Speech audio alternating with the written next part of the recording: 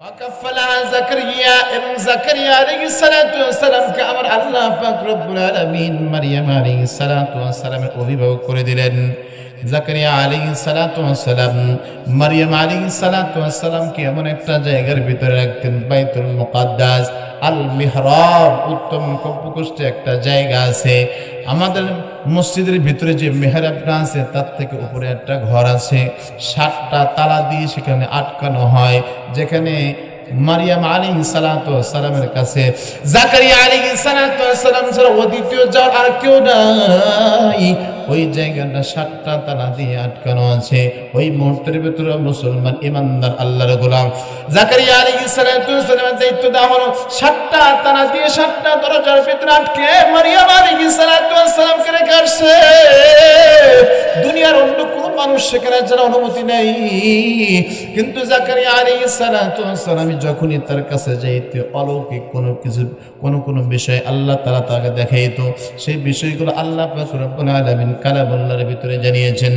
কুল্লামা দাখালা আলাইহা জাকারিয়াল মিহরাব, যখনই জাকারিয়া আলাইহিস সালাতু ওয়াস সালাম হযরত মারিয়াম আলাইহিস সালাতু ওয়াস সালামের কাছে আসতেন, অর্থাৎ আল মিহরাব উত্তম প্রকোষ্ঠে মারিয়াম আলাইহিস সালাতু ওয়াস সালামের কাছে যখন আসতো, ওয়াজাদা ইনদাহা রিজকা, পানহারের মতো অনেক বস্তু সমূহ তার কাছে পেতেন।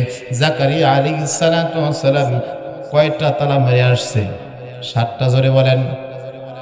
7টা তালা ভেদ করে কারো যাওয়ার কোনো অনুমতি নাই, কিন্তু এর ভিতরে যখন রকমারি খাবার ফল ফলাদি যখন দেখতে পায়, ওয়াজাদা ইনদাহা রিজকা, খাবার সময় ফল ফলাদি দেখে পানহারের বস্তু সময় যখন তিনার কাছে দেখতে পাইলেন, জাকারিয়া আলাইহিস সালাতু ওয়াস সালাম মারিয়াম আলাইহিস সালাতু ওয়াস সালামকে উদ্দেশ্য করে ডাক দিয়ে ক্বালা, জাকারিয়া আলাইহিস সালাতু ওয়াস করলেন, ইয়া মারিয়াম, হে মারিয়াম, আন্না লাকি হাযা, এই খাদ্য সমূহ কোথায় থেকে তোমার কাছে আসে?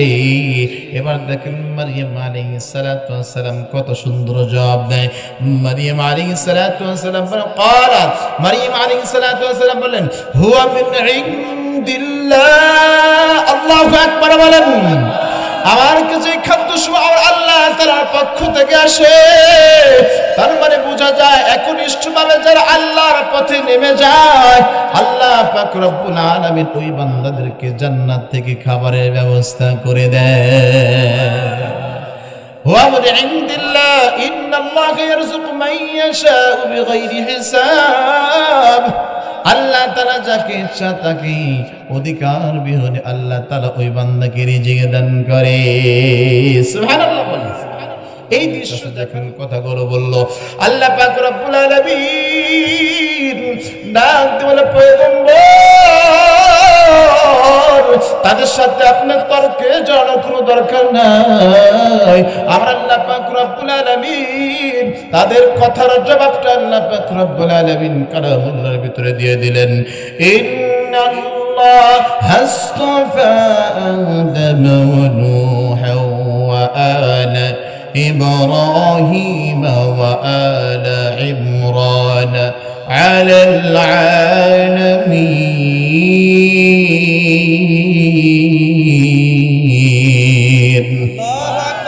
আমার আল্লাহ পাক রব্বুল আলামিন জানিয়ে দেন, ইন্নাল্লাহ আস্তাফা, নিশ্চয় আল্লাহ তাআলা মনোনীত করলেন আদম ও নূহা, আদম এবং নূহকে, ওয়া আলা ইব্রাহিম এবং ইব্রাহিম আলাইহিস সালাতু ওয়াস সালামের সন্তানদেরকে, ওয়া আলা ইমরান এবং ইমরান আলাইহিস সালাতু ওয়াস সালামের সন্তানদেরকে, আলাল আলামিন, বিশ্ব জগতের উপর।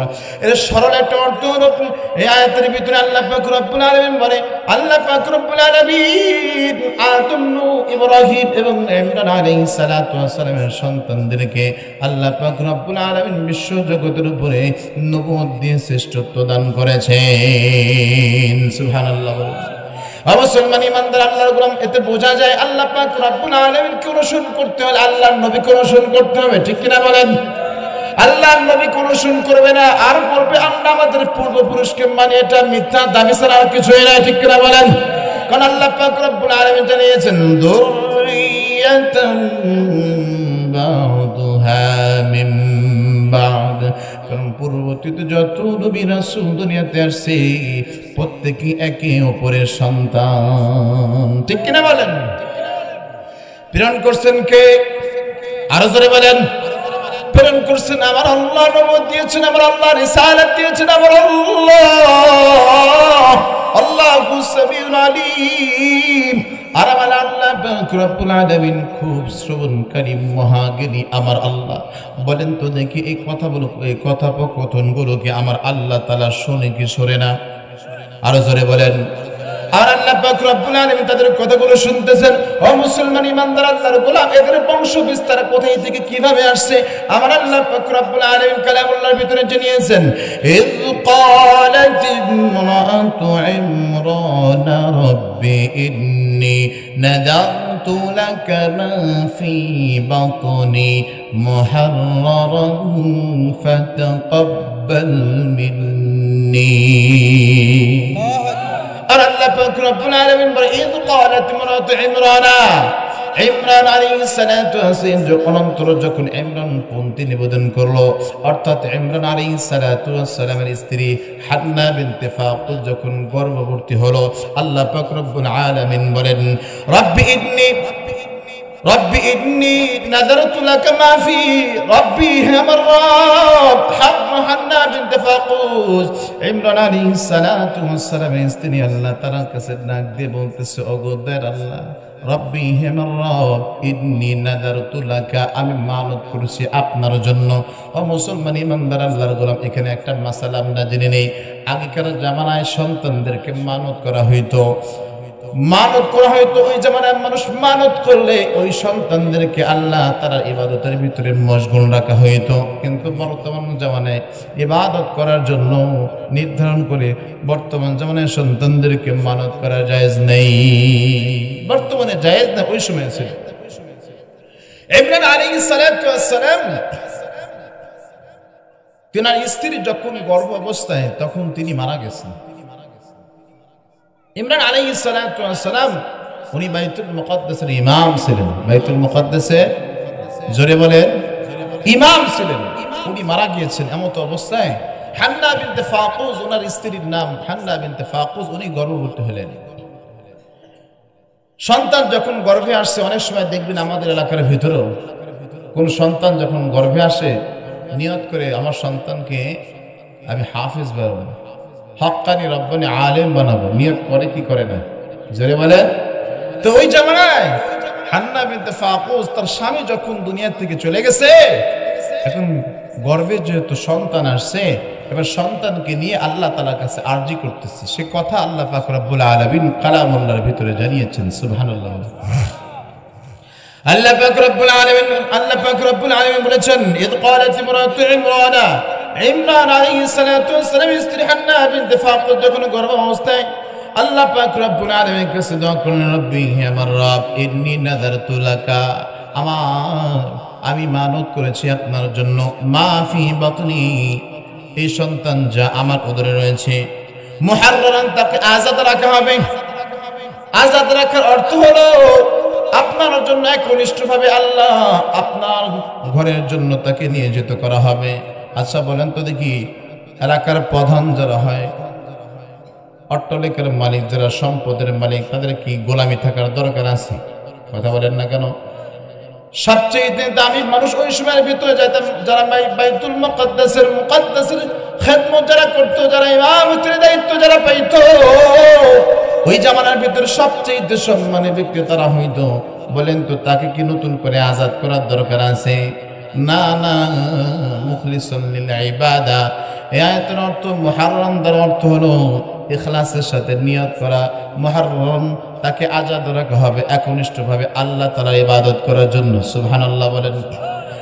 আল্লাহ পাক রব্বুল আলামিনের কাছে দোয়া করতেন, ফাতাকাব্বাল মিন্নি, সুতরাং আপনি আমার থেকে গ্রহণ করুন, ইন্নাকা আনতাস সামিউল আলিম, নিশ্চয় আপনি শ্রবণকারী মহাজ্ঞানী। হান্না বিনতে ফাকুস যখন আল্লাহ পাক রব্বুল আলামিনের কাছে দোয়া করছেন, আল্লাহ পাক রব্বুল আলামিনের নামে মানত করেছেন, আবার আল্লাহ পাক রব্বুল আলামিন এটা কবুল করেছেন। ও মুসলমান ইমানদার আল্লাহর গোলাম, এইজন্য যদি কোনো ব্যক্তি কোনো বিষয় নিয়ে মানত করে, আল্লাহর নামে মানত করতে হবে। মানত করব তো কার নামে করব? আর কার নামে করব? মাজারে গিয়ে করব? কথা বলেন না কেন? আল্লাহর নামে মানত করব, কিন্তু মাজারে গিয়ে নয়, বাবার কাছে নয়। দোয়া চাবো বাবার কাছে, মাজারের বাবার কাছে না, ঘরের বাবার কাছে। আরো জোরে বলেন, ঘরের বাবার কাছে দোয়া চাবেন, আমার আল্লাহ পাক রব্বুল আলামিন কবুল করে নেবে। ও মুসলমান ইমানদার আল্লাহর গোলাম, হান্না বিনতে ফাকুস আল্লাহর উপরে আল্লাহ তাআলার কাছে দোয়া করতেছেন, আমার আল্লাহ পাক রব্বুল আলামিন সেই দোয়াগুলো কবুল করেছেন। আল্লাহ পাক রব্বুল আলামিন জানিয়েছেন, ফালাম্মা ওয়াদাআতহা, আল্লাহ পাক রব্বুল আলামিন অনন্তর থেকে গ্রহণ করলেন, অনন্তর থেকে আল্লাহ পাক রব্বুল আলামিন কবুল করলেন। হান্না বিনতে ফাকুসের দোয়া আল্লাহ তাআলা কবুল করছেন। ফালাম্মা ওয়াদাআতহা, অতঃপর হান্না বিনতে ফাকুস সে কন্যা প্রসব করলো। قالت, এবার আল্লাহ তাআলাকে বলতেছে, আল্লাহ রব্বি ইন্নী, হে আমার প্রভু, ওয়াদাতুহা উনসা, আমি তো কন্যা সন্তান প্রসব করেছি। আচ্ছা বলেন তো দেখি, হান্না বিনতে ফাকুস ইমরান আলাইহিস সালাতু ওয়াস সালাম স্ত্রী যেটা প্রসব করেছে ছেলে না মেয়ে, এটা আমার আল্লাহ তাআলা জানে কি জানে না? আরো জোরে বলেন, আল্লাহু আ'লামু, অথচ আল্লাহ তাআলা এটা সঠিক জানেন। বিমা ওয়াতাত, যা সে প্রসব করেছে, আমার আল্লাহ পাক রব্বুল আলামিন সম্মুখ সবগুলো জ্ঞাত। ওয়ালাইসা যাকারু কাল উনসা, আর হান্না বিনতে ফাকুস তিনি যা আশা করেছিলেন, তিনি সন্তানের আশা করেছিলেন, আল্লাহ পাক রব্বুল আলামিন জানিয়েছেন, ওয়ালাইসা যাকারু কাল উনসা, আর সে যা আশা করেছিল ছেলে সন্তান যা এই কন্যার সমকক্ষ নয়। আল্লাহু আকবার বলেন, আর জোরে বলেন আল্লাহু আকবার। ছেলে চেয়েছে কিন্তু আল্লাহ তাআলা কন্যা দিয়েছে, এবং এই খবরও আল্লাহ তাআলা দিয়েছে। ও হান্না, তুমি চিন্তা করিও না, একটা সন্তানের যে শক্তি আমি আল্লাহ তাআলা দিতাম, তার চাইতে তোমার ঘরে যে কন্যা আমি দিয়েছি তাকে আমি আল্লাহ তাআলা বেশি গ্রহণ করলাম, বেশি কবুল করলাম। সুবহানাল্লাহ বলেন। এই জন্যই বলতে, ছেলের চাইতে সে যা চেয়েছে তার চাইতে এই কন্যাকে আল্লাহ তাআলা বেশি গ্রহণযোগ্যতা, তার চাইতে সন্তানের চাইতে বেশি সমকক্ষ আল্লাহ তাআলা দিয়েছেন। ও মুসলমান ইমানদার আল্লাহর গোলাম, আল্লাহ পাক রব্বুল আলামিনের কাছে হান্না বিনতে ফাকুস আরজ করতেছেন, ওয়া ইন্নী সাম্মাইতুহা মারইয়াম, ওগদার আল্লাহ, আর আমি তার নাম রাখলাম মারিয়াম। নাম কি? জোরে বলেন, আমি তার নাম রাখলাম মারিয়াম। ওয়া ইন্নী উঈদুহা, এবং আমি তাকে আপনার আশ্রয়ে সমর্পণ করলাম। কার আশ্রয়ে? তাহলে ভরসা করব কার উপরে? সাহায্য চাইবো কার উপরে? কার কাছে সাহায্য চাইবো? প্রতিনিয়ত প্রত্যেকদিন 5 ওয়াক্ত নামাজে আমরা বারবার বলি, ইয়াকা না'বুদু ওয়া ইয়াকা নাস্তাঈন। আমরা বারবার বলি, আল্লাহ আমরা তোমার ইবাদত করি এবং তোমার কাছে সাহায্য চাই। এই কথাটা আমরা জবানে বলি, কিন্তু আমাদের কলিজায় নাই। কথা বলেন না কেন? আমরা যদি আল্লাহ তাআলাকে বিশ্বাস করতাম, আল্লাহর উপর পূর্ণ আস্থা আমাদের থাকতো, বিপদ মুসিবত যখন আমাদের সামনে আসতো, বলেন তো দেখি আমরা কি আগে এনজিওর কাছে দৌড়াইতাম? কথা বলেন না কেন? আগে এনজিওর কাছে দৌড়াইতাম, ব্যাংকের কাছে লোন নিতে যাইতাম? না না না, আল্লাহ তাআলার কাছে আমরা চাই না যে আল্লাহর পয়গম্বরকে দিতেন, সাহাবায়ে কেরামকে দিতেন। বলেন তো দেখি সে আল্লাহ এখন আছে না নাই? সে আল্লাহর কাছে এখনো চাইলে আমার আল্লাহ তাআলা দিতে জানে কি জানে না? ও মুসলমান ইমানদার আল্লাহর গোলাম, তাহলে চাবো কার কাছে? আর যাবেন কার কাছে? ও মুসলমান ইমানদার আল্লাহর গোলাম বলতেছে, ওয়া ইন্নী উঈদুহা ও আল্লাহ, আমি তাকে আপনার কাছে সমর্পণ করলাম, আমি আপনার আশ্রয় তাকে আমি দিয়ে দিলাম। এবং তার সন্তানদেরকেও সমর্পণ করলাম, তার সন্তানদেরকে দায়িত্ব আপনার কাছে দিয়ে দিলাম। মিনাশ শাইতানির রাজিম, বিতাড়িত শয়তান থেকে, বিতাড়িত শয়তান থেকে এই পানা আপনার কাছে যাই, এই মারিয়ামের দায়িত্ব আমি আপনার উপরে দিয়ে দিলাম। আল্লাহ পাক রব্বুল আলামিন কাছে দোয়া করেছেন, আর আল্লাহ পাক রব্বুল আলামিন বলেন ফাতাকাব্বালাহা রাব্বুহা, আমার আল্লাহ তাআলা সেটা কবুল করছে। সুবহানাল্লাহ বলেন। মারিয়াম আলাইহিস সালাতু ওয়াস সালাম কে আল্লাহ তাআলা গ্রহণ করলেন বিকবুলিন হাসানিন, উত্তম রূপে, স্বাভাবিকভাবে গ্রহণ করে নাই, আল্লাহ তাআলা উত্তম রূপে তাকে গ্রহণ করেছে। কেমন ভাবে গ্রহণ করেছে জানা দরকার আছে না নাই? কে কে জানতে চান না একটু হাত উঠান। সবাই জানতে চান না? হ্যাঁ, 11টা পার হয়ে গেছে তো মেধা দুর্বল হয়ে যাচ্ছে। একটু তাকবীর দেন, লিল্লাহি তাকবীর, নারে তাকবীর। ফাতাকাব্বালাহা রাব্বুহা বিকবুলিন হাসানিন, আমার আল্লাহ তাআলা মারইয়ামকে গ্রহণ করলেন এবং উত্তম রূপেই গ্রহণ করেছেন। ওয়া আম্মাতহা নাবাতান হাসানান, এবং আল্লাহ পাক রব্বুল আলামিন উত্তম রূপে তার পরিবর্তন সমাধা করলেন। কাফালাহা জাকারিয়া ওয়া কাফালাহা জাকারিয়া, এবং জাকারিয়া আলাইহিস সালাতু ওয়াস সালামকে তার অভিভাবক বানায়া দিলেন। এখানে ছোট্ট একটা বিষয় আছে। জাকারিয়া আলাইহিস সালাতু ওয়াস সালাম মারইয়াম আলাইহিস সালাতু ওয়াস সালামের খালু ছিলেন। কি ছিলেন? খালু ছিলেন। ও নেতার কন্যা। বাবা যেহেতু ইমরান আলাইহিস সালাতু ওয়াস সালাম ছিলেন, বাবা তো মারা গেছে, বাইতুল মুকাদ্দাসের দায়িত্ব ছিলেন, এজন্য সম্মানিত। এজন্য যেহেতু মারিয়াম দুনিয়াতে জন্মগ্রহণ করছে, তার দায়িত্ব, যখন দায়িত্বের কথা আসছে, এলাকার সবাই তাকে তার দায়িত্ব নেওয়ার জন্য পাগল হয়ে গেছে, সকলেই নিতে চাইছে। কিন্তু জাকারিয়া আলাইহিস সালাতু ওয়াস সালাম তিনি বললেন, আরে আমি তো তার খালু হই, তার খালা তো আমার ঘরে, মায়ের পরে কার স্থান? খালার স্থান। অতএব তার খালা যেহেতু আমার ঘরে আছে, তার দায়িত্বটা আমি নিতে চাই। কিন্তু বলে, না, তুমি চাইলেই তাকে পাবা না, আমরা তার দায়িত্ব নিতে চাই, কিন্তু এই দায়িত্বটা কার ঘরে দেওয়া হবে এই বিষয়টা কারো তারা নাই। তখন একটা লটারির মাধ্যম করা হয়েছে। কিসের মাধ্যম? লটারি করা হয়েছে। জর্দান একটা নদী আছে, জর্দান নদীর উপরে ওই সময় তাওরাত লেখা হইতো যে কলম, বললো এই কলমটা তোমরা নদীতে নিক্ষেপ করবা, যেই কলমটা স্রোতে ভেসে যাবে এগুলা গ্রহণযোগ্য হবে না, আর যেই কলমটা স্থির থাকবে, যার কলমটা স্থির থাকবে তাকে এই মারিয়ামের দায়িত্ব দেওয়া হবে। সুবহানাল্লাহ। আমার আল্লাহ পাক রব্বুল আলামিন সকলের কলম স্রোতে ভাসায় নিয়েছেন, শুধুমাত্র জাকারিয়া আলাইহিস সালাতু ওয়াস সালামের কলম সেখানে স্থির রাখছেন। আরো আসতে বলেন। জাকারিয়া আলাইহিস সালাতু ওয়াস সালামের কলম স্থির রাখছেন। আল্লাহ পাক রব্বুল আলামিন মারিয়ামের দায়িত্ব কাকে দিয়েছেন সে কথাই আমার আল্লাহ পাক রব্বুল আলামিন বলেন, ওয়া কাফালাহা জাকারিয়া, এবং জাকারিয়া আলাইহিস সালাতু ওয়াস সালামকে আমার আল্লাহ পাক রব্বুল আলামিন মারিয়াম আলাইহিস সালাতু ওয়াস সালামের অভিভাবক করে দিলেন। জাকারিয়া আলাইহিস সালাতু ওয়াস সালাম মারিয়াম আলাইহিস সালাতু ওয়াস সালামকে এমন একটা জায়গার ভিতরে রাখতেন, বাইতুল মুকাদ্দাস, আল মিহরাব, উত্তম কক্ষে একটা জায়গা আছে।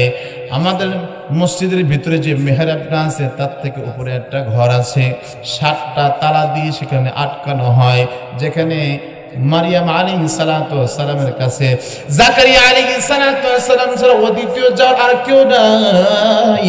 ওই জায়গাটা 7টা তালা দিয়ে আটকানো আছে। ওই মুহূর্তের ভিতরে মুসলমান ইমানদার আল্লাহর গোলাম জাকারিয়া আলাইহিস সালাতু ওয়াস সালামের দায়িত্ব দেওয়া হলো 7টা তালা দিয়ে 7টা দরজার ভিতরে আটকে মারিয়াম আলাইহিস সালাতু ওয়াস সালামকে রেখে আসছে। দুনিয়ার অন্য কোনো মানুষ সেখানে যারা অনুমতি নেই, কিন্তু জাকারিয়া আলাইহিস সালাতু ওয়াস সালাম যখনই তার কাছে যাইতে অলৌকিক কোনো বিষয় আল্লাহ তাআলা তাকে দেখাইতো, সেই বিষয়গুলো আল্লাহ পাক রব্বুল আলামিন কালামুল্লাহর ভিতরে জানিয়েছেন।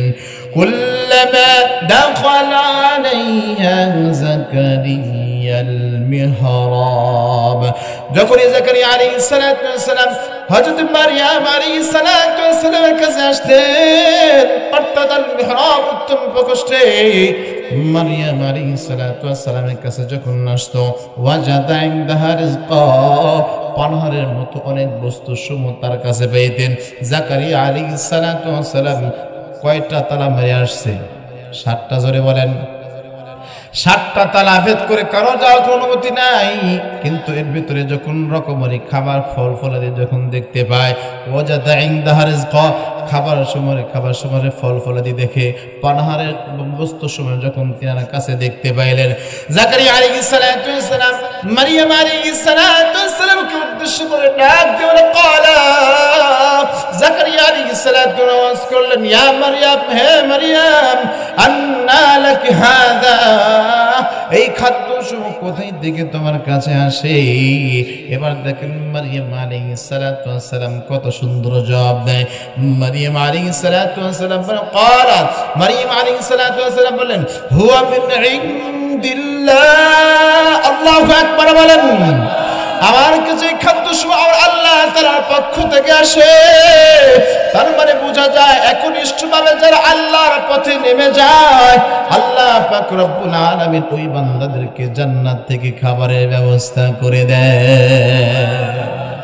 হুয়া মিন ইনদিল্লাহ ইন্নাল্লাহা ইয়ারযুকু মান ইয়াশাউ বিগাইরি হিসাব, আল্লাহ তাআলা যাকে ইচ্ছা তাকে অধিকার বিহীনে আল্লাহ তাআলা ওই বান্দাকে রিজিক দান করে।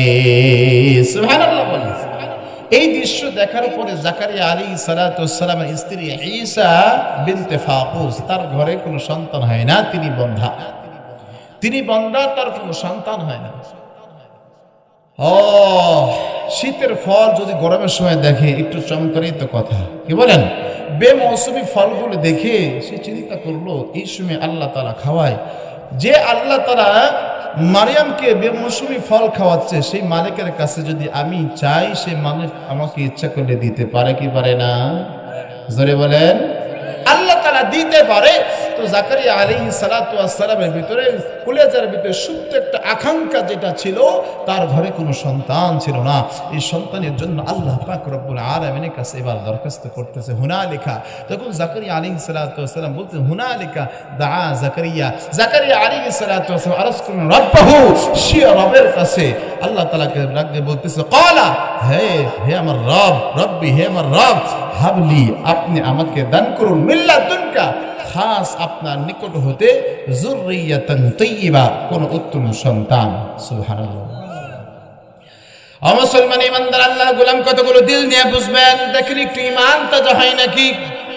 আল্লাহর পয়গম্বর জাকারিয়া আলাইহিস সালাতু ওয়াস সালাম যখন আল্লাহ তাআলার কাছে দোয়া করলেন, হুনালিকা দা জাকারিয়া রাব্বা, সে কবুল নিকট যখন তিনি দোয়া করলেন, ক্বালা, হে আমার রব, হাবলি মিন লাদুনকা যুররিয়াতান তাইয়্যিবা, আপনি আমাকে দান করুন খাস আপনার নিকট হতে উত্তম কোন সন্তান।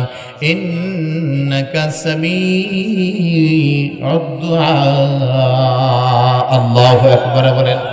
নিশ্চয়ই আপনি খুব প্রার্থনা শ্রবণকারী। আল্লাহ পাক রব্বুল আলামিনের কাছে আবার চাইলেন, আবার আল্লাহ তাআলাকে বলতেছেন আপনি তো প্রার্থনা শ্রবণকারী। দুনিয়ার কোন মানুষের কাছে চাই নেই আল্লাহ, আমি আপনার কাছে চাই যে আল্লাহ বেমৌসুমি ফল মারিয়ামকে খাওয়াইতে পারে, সে আল্লাহ ইচ্ছা করলে আমাকে সন্তান দান করতে পারে। আল্লাহ তাআলার কাছে বললেন, ইন্নাকা সামিউদ দুআ, নিশ্চয়ই আপনি প্রার্থনা শ্রবণকারী। বলেন তো আমার আল্লাহ তাআলার কাছে চাইলে আমার আল্লাহ তাআলা শোনে কি শোনে না? মুসলমান ইমানদার আল্লাহর গোলাম আল্লাহ পাক রব্বুল আলামিনের কাছে দোয়া করছেন। আল্লাহর পয়গম্বর জাকারিয়া আলাইহিস সালাতু ওয়াস সালাম, আমার আল্লাহ পাক রব্বুল আলামিন তার দোয়া কবুল করে নিয়েছেন। আল্লাহ পাক রব্বুল আলামিন জানিয়েছেন, ফানাদাতুহুল মালায়েকা, আল্লাহু আকবার বলেন। অতঃপর ফেরেশতাগণ তাকে ডেকে বললেন, ও হুয়া কাইমু ইউসাল্লি ফিল মিহরাব, যখন জাকারিয়া আলাইহিস সালাতু ওয়াস সালাম মিহরাবে দাঁড়িয়ে নামাজ আদায় করতেছিলেন, আমার আল্লাহ পাক রব্বুল আলামিন বললেন, আন্নাল্লাহা ইউবাশশিরুকা, আল্লাহ তাআলা তাকে সুসংবাদ দিচ্ছেন। সুবহানাল্লাহ বলেন।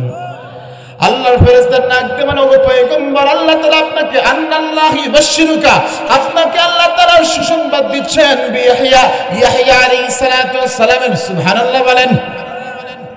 যে সন্তান সম্পর্কে চাইছেন ওই যে উত্তম কোন সন্তান চাইছে, আল্লাহ পাক রব্বুল আলামিন কেমন উত্তম সন্তান তাকে দান করলেন। আল্লাহ পাক রব্বুল আলামিন সে কথাই বললেন বিয়াহিয়া, তোমার সন্তানের নাম হবে ইয়াহিয়া। সন্তানের নাম কি? ইয়াহিয়া। মুসাদ্দিকান, তার অবস্থা এই হবে যে সে সমর্থনকারী হবে বিকালিমাতিন মিনাল্লাহ, কালিমাতুল্লাহ, নবুতি ঈসার সমর্থনকারী সে হবে। ওয়া সাইয়্যিদান, এবং সে সর্দার হবে। ওয়া হাসুরান, এবং নিজের স্বীয় প্রবৃত্তিকে দমনকারী হবে। অর্থাৎ তার বিবাহের ইচ্ছা তার থাকবে না, বিবাহের কোনো বাসনা তার থাকবে না, নারীর প্রতি তার কোনো আসক্তি থাকবে না। ও মুসলমান ইমানদার আল্লাহর গোলাম, বিষয়টা এমন না যে তার দিলের ভিতরে তার হয়তো পুরুষত্ব নাই, বিষয়টা এমন না। আল্লাহ তাআলা যে জামানার ভিতরে যে নবীকে আল্লাহ তাআলা পাঠায়, ওই জামানার ভিতরে সবচেয়ে সুন্দর দেহ এবং সুন্দর সুশ্রী করে ওই জামানার নবীদেরকে আল্লাহ তাআলা পাঠায়। সুবহানাল্লাহ বলেন।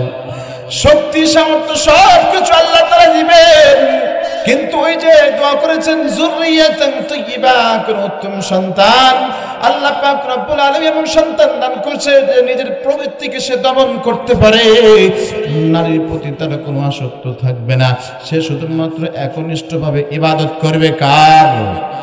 আর যদি বলেন কার? আমরা ইবাদত করব কার? ও মুসলমান ইমানদার আল্লাহর গোলাম, ওয়া নাবিয়ান, এবং সে নবী হবেন মিনাস সালিহিন, তিনি সুসভ্য হবেন, সুউচ্চ স্তরে তিনি সুসভ্য হবেন। আল্লাহ পাক রব্বুল আলামিন যখন এই সন্তানের সুসংবাদ আমার আল্লাহ পাক রব্বুল আলামিন দিয়ে দিলেন, এবার জাকারিয়া আলাইহিস সালাতু ওয়াস সালামের মনে পাল্টা প্রশ্ন। ক্বালা, আয় আল্লাহ রব্বি, হে আমার রব, আন্না ইয়াকুনু লি গুলাম, আমার সন্তান হবে কি করে, আমার পুত্র হবে কি করে, আমার বয়স তো প্রায় 100-এর কাছাকাছি। কথা বলেন না কেন? 100-এর কাছাকাছি। আল্লাহ পাক রব্বুল আলামিন বলেন, আল্লাহ পাক রব্বুল আলামিন কাছে বলতে, আন্না ইয়াকুনু লি গুলাম, আমার পুত্র হবে কি করে, ওয়াকাদ বালাগনিয়াল কিবার, অথচ আমার বার্ধক্য উপস্থিত হয়েছে।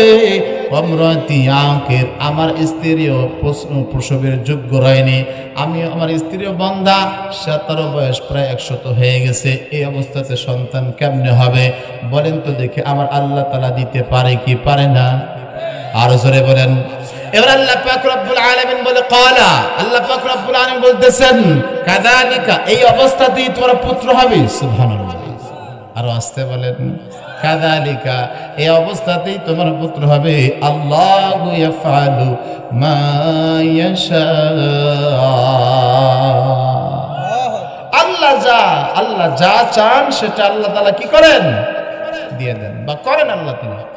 আল্লাহ তাআলা যা চান সেটা আল্লাহ তাআলা করেন। এবার জাকারিয়া আলাইহিস সালাতু ওয়াস সালাম বললেন, ঠিক আছে। ক্বালা, আল্লাহ তাআলাকে বলতেছে, রব্বি, হে আমার রব, ইজআলনি আয়া, তাহলে আপনি আমাকে একটা নিদর্শন দেন, একটা লক্ষণ আপনি আমাকে দেন। আপনি আমাকে একটা লক্ষণ, একটা নিদর্শন দেন, যাতে করে আমি বুঝতে পারি। বলেন তো দেখি, আল্লাহ তাআলার কথার উপর তার কি কোনো সন্দেহ ছিল? না, কিন্তু একটা নিদর্শন তিনি চাচ্ছেন। আল্লাহ পাক রব্বুল আলামিন নিদর্শন, আল্লাহ তাআলা বলে, ক্বালা, তোমার নিদর্শন এটা, আয়াতুকা, তোমার নিদর্শন এটাই যে আল্লাহ তুকাল্লিমান নাস, তুমি মানুষের সাথে কথা বলতে সমর্থ হবে না, সালাসাত আইয়ামিন, 3 দিন পর্যন্ত। কয় দিন পর্যন্ত? আর তো বলেন কয়দিন পর্যন্ত? 3 দিন পর্যন্ত। ইল্লা রমজা, তবে ইশারা দিয়ে কথা বলবে। কি দিয়ে কথা বলতে পারবে? ইশারা দিয়ে কথা বলতে পারবে।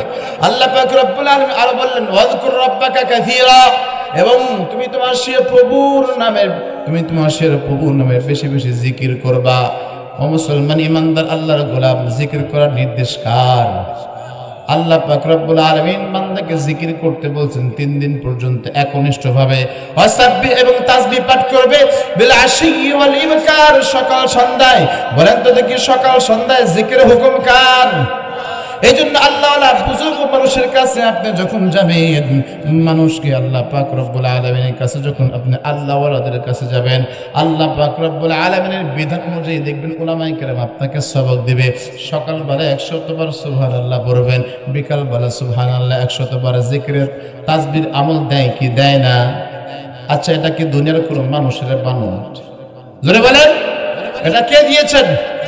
ও মুসলমান ইমানদার আল্লাহর গোলাম, আমি যেটা বলতেছিলাম যে আল্লাহ পাক রব্বুল আলামিন দুনিয়ার ভিতরে সবচেয়ে সম্মানিত করেছেন আল্লাহ পাক রব্বুল আলামিন। রিসালাত যাদেরকে দিয়েছেন, নবুয়ত যাদেরকে আল্লাহ তাআলা দিয়েছেন, এদেরকে সবচেয়ে সম্মানিত আল্লাহ তাআলা করেছেন। আর এই বান্দাদেরকে আল্লাহ পাক রব্বুল আলামিন দুনিয়ার ভিতরে সবচেয়ে উত্তম জায়গার দায়িত্ব দিয়েছেন, সেটার নাম হলো মসজিদ। কথা বলেন না কেন? মসজিদের দায়িত্ব দিয়েছেন। দুনিয়ার সবচেয়ে এখন পর্যন্ত তাকায় দেখবেন এলাকার ভিতরে সবচেয়ে সম্মানিত ব্যক্তি কারা? কোরআনের জ্ঞান আছে যাদের ভিতরে, তারাই এলাকার ভিতরে সবচেয়ে সম্মানিত ব্যক্তি। ঠিক কিনা বলেন? এই জন্য যাদেরকে আল্লাহ তাআলা সম্মান দান করে তাদেরকে আল্লাহ তাআলা ইমামতি দান করেন। কথা বলেন না কেন? সিটার বাটপার চোরদেরকে আল্লাহ তাআলা মসজিদে নিয়ে যায় না। কথা বলেন না কেন? ইমাম যারা আছে এদেরকে আল্লাহ তাআলা মহব্বত করে সম্মান দেন, বিধায়ী তারা মসজিদে যায়। ঠিক কিনা বলেন? এই মসজিদের সাথে লেগে থাকবেন তো ইনশাআল্লাহ। মুসলমান ইমানদার আল্লাহর গোলাম, যেটা বলতে চলো, এই জন্য মসজিদের মহব্বত ভালোবাসা এটা ঈমান। মসজিদের মহব্বত ভালোবাসা এটা কি?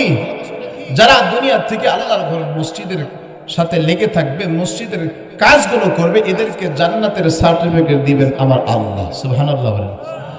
আল্লাহর পয়গম্বর সাল্লাল্লাহু আলাইহি ওয়াসাল্লাম বলেন, মান বানা লিল্লাহি মাসজিদান বানাল্লাহু লাহু বাইতান ফিল জান্নাহ। সুবহানাল্লাহ বলেন। আমার আল্লাহ পাক রব্বুল আলামিনের পয়গম্বর বলে, উম্মতের দল, তোমরা যদি আমার মসজিদ আল্লাহ পাক রব্বুল আলামিনের ঘর মসজিদের সাথে তোমাদের সম্পর্ক সুসম্পর্ক হয়ে যায়, আল্লাহর ঘর মসজিদ যদি তোমরা বানাও, আবার আল্লাহ পাক রব্বুল আলামিন তোমাদেরকে জান্নাত দান করে দিবে। একটা মিসাল দিলে আপনাদের খুব সহজে বুঝে আসবে। বাদশা হারুন রশিদ, ও মুসলমান ইমানদার আল্লাহর গোলাম, ঘোষণা দিয়েছে, আমি একটা সুন্দর একটা মসজিদ বানাইতে চাই, এমন একটা ডিজিটাল মসজিদ, মডেল একটা মসজিদ বানাইতে চাই, যে মসজিদের ভিতরে তোমাদের কারো কোনো দান চলবে না। এলাকার ভিতরে একটা এলান হয়ে গেছে। এলাকাবাসী চিন্তা করলো, আরে আলকাতা দিলেই তো চাদর দিয়ে ধরে রাখা। কথা কন না কেন? আলকাতরা দিলেই তো বাঙালির চাদর দিয়ে ধরে রাখা। ওখানে একাই মসজিদ করে দিচ্ছে, কোনো অনুদান দিবে না, সুন্দর একটা মসজিদ। বলেন তো এটা খুশির সংবাদ না? হ্যাঁ, ডাক দিয়ে বলে, বাদশা আপনি তো ভালো উদ্যোগ নিয়েছেন, সুন্দর একটা উদ্যোগ নিয়েছেন, আপনি একাই সুন্দর একটা মসজিদ বানাবেন, আমাদের কোনো সমস্যা নাই।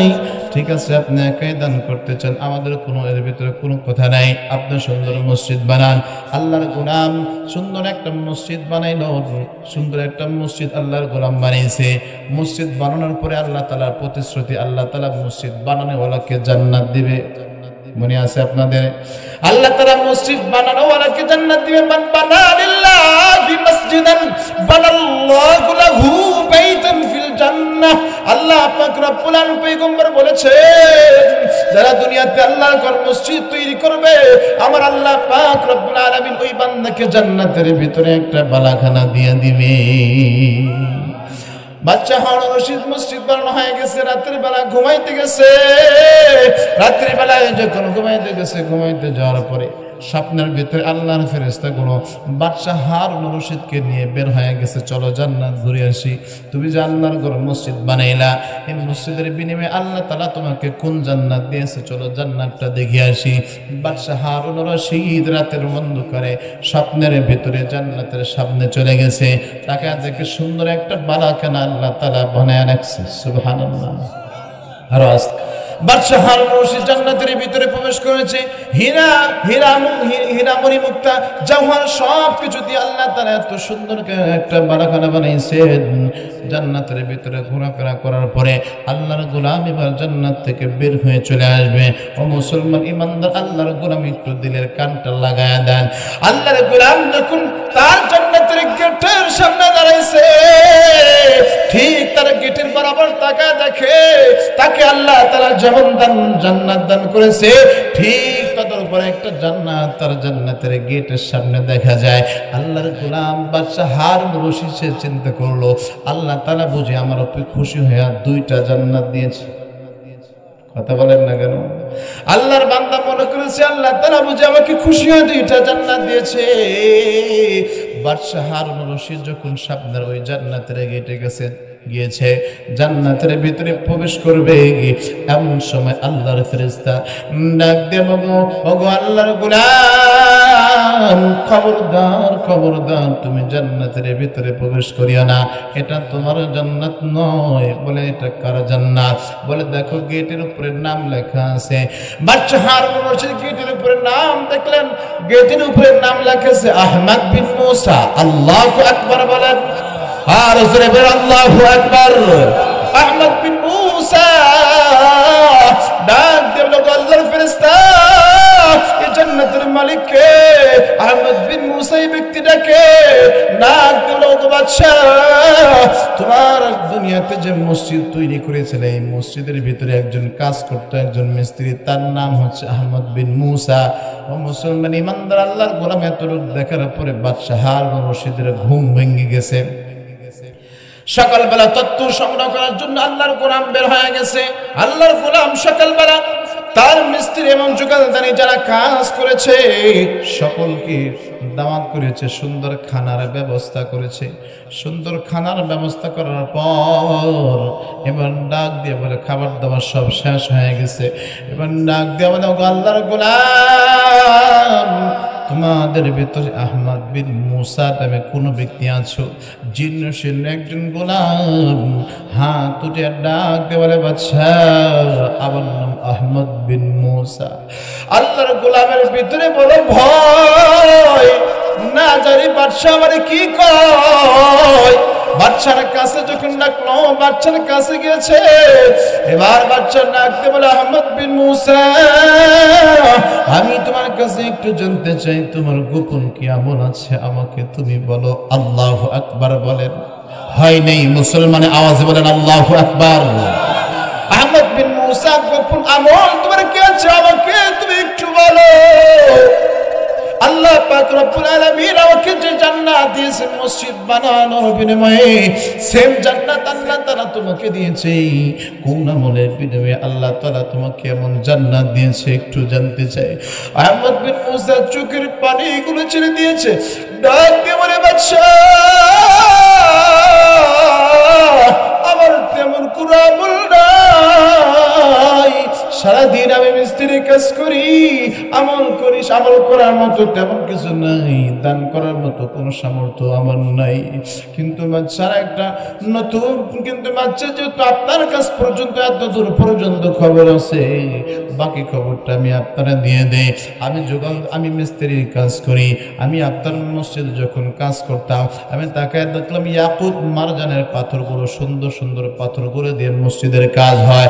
আমার বাবা যে সম্পদ আমাকে দান করেছে, এই সম্পদের ভিতরে আমি একটা কুয়া খনন করেছিলাম। এই কুয়ার ভিতরে ইয়াকুত মারজানের 3-4টা পাথরের টুকরা আমি পেয়েছিলাম।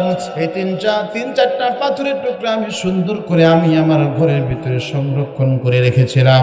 ইয়াকুত মারজানের স্তূপ, আপনার যখন ইয়াকুত মারজানের স্তূপের ভিতরে তাকাইলাম, দেখলাম আমার ঘরের ভিতরে 3-4টা পাথর যেটা আছে, ওই পাথরের সাথে আপনার ইয়াকুত মারজানের পাথরের কালারগুলো মিলে যায়। আমি চিন্তা করলাম, বাদশা নিষেধ করেছি, কারো দান নেবে না, কিন্তু আমার দিলের বড় তামান্না যেহেতু মিলে গেছে, 3-4টা পাথর আমি ঘরের ভিতরে রেখে কি করব? ও বাদশা, আমি রাতের অন্ধকারে ছোট্ট একটা ব্যাগের ভিতরে করে আমি আমার ইয়াকুত মারজানের পাথরগুলো নিয়ে আপনার মসজিদের সামনে রাতের অন্ধকারে ইয়াকুত মারজানের স্তূপের ভিতরে আমি 3-4টা পাথর ঢেলে দিলাম। আর আমি আমার মালিক আল্লাহ তাআলাকে ডাক দিয়ে বললাম, আল্লাহ। একটু মুহাব্বতে কি ডাকা যাবে আল্লাহ? আর যদি মুহাব্বতে ডাক দেন আল্লাহ। আল্লাহর গোলাম ডাক দিয়ে বলে, বাদশা, আমি আল্লাহ তাআলাকে ডাক দিয়ে বললাম, ও রব্বে কাবার মালিক, ও রব্বুল আলামিন, আমার এই 3-4টা পাথর আমার কাছে আছে, এই পাথরের সাথে মিলে গেছে ইয়াকুত মারজানের পাথরগুলো। আল্লাহ, এই মসজিদের কাজের ভিতরে সকল মানুষের দান নিষিদ্ধ, কিন্তু আমার দিলের তামান্না, আল্লাহ, আমি এই 3টা পাথর আমি তোমার ঘর নির্মাণ করার জন্য দান করে দিলাম। রাতের অন্ধকারে কেউ দেখে না, কিন্তু তুমি মালিক তো আল্লাহ। দুনিয়ার সকল মানুষ যখন ঘুমায় তুমি তো আমার দানটা দেখে ফেলেছো আল্লাহ। হাসরের ময়দানে যখন এই পূর্ণ মসজিদ তৈরি করার ফজিলত হিসেবে যখন তুমি বান্দাদেরকে জান্নাত তুমি বন্টন করবা, আমি গরিব দুঃখী অসহায় একজন জোগাড়দার একজন মিস্ত্রি আল্লাহ, সামান্য 3টা পাথর আমি দান করেছি দার আল্লাহ। এই 3টা পাথরের বিনিময়ে তুমি আল্লাহ হাসরের ময়দানে তুমি আমাকে জান্নাত দিয়া দিও। আল্লাহর গোলাম জান্নাত দেব আহমদ বিন মুসা, আমার আল্লাহ পাক রব্বুল আলামিন তোমার এই 3টা পাথর এত সুন্দরভাবে কবুল করেছে। এই 3টা পাথরের বিনিময়ে আমার আল্লাহ পাক রব্বুল আলামিন আমাকে জান্নাত, যে জান্নাতের বারাখানা দিয়েছে তোমার নিয়তের কারণে, খালেসের কারণে আল্লাহ পাক হুবাহু জান্নাত আল্লাহ তাআলা তোমাকে দান করে দিয়েছে।